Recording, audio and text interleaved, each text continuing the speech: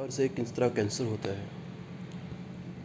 देखिए, स्मोकिंग जो है वो बीड़ी स्मोकिंग या सिगरेट स्मोकिंग हमारे यहाँ काफ़ी प्रेवलेंट है। और आपको पता ही होगा कि हमारे यहाँ जो मोस्ट कॉमन कैंसर है मेल्स में, वो लंग कैंसर।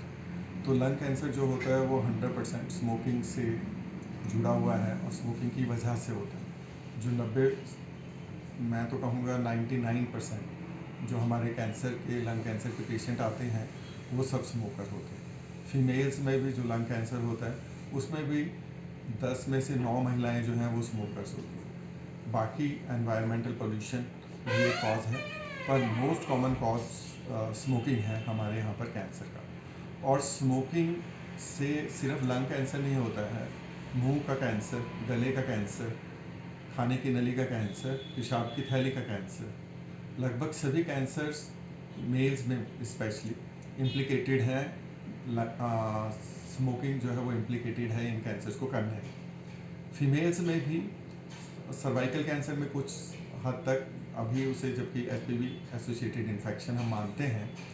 ब्रेस्ट कैंसर में स्मोकिंग नहीं है, पर लंग कैंसर में, फीमेल्स में, ये जो सर्वाइकल कैंसर में और ब्लैडर कैंसर में इम्प्लिकेटेड है कैंसर करने में स्मोकिंग।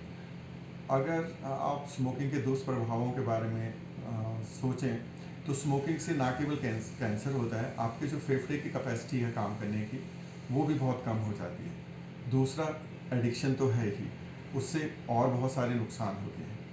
स्मोकिंग, अगर सिर्फ हम स्मोकिंग को हटा पाएँ, मतलब स्मोकिंग बंद कर पाएँ, तो लगभग 1/3 जो कैंसर है, 1/3 मतलब 33% जो कैंसर है वो हम ख़त्म कर सकते हैं। और स्मोकिंग और अल्कोहल अगर हम बंद कर पाएँ तो 66% जो कैंसर है, मतलब 2/3 कैंसर जिन्हें हम smoking and alcohol associated cancers कहते हैं, वो सब हम प्रिवेंट कर सकते हैं। सर, आपके ओपीडी की बात किया था, पर डे पर या महीने में कितने आते हैं लंग कैंसर के मरीज?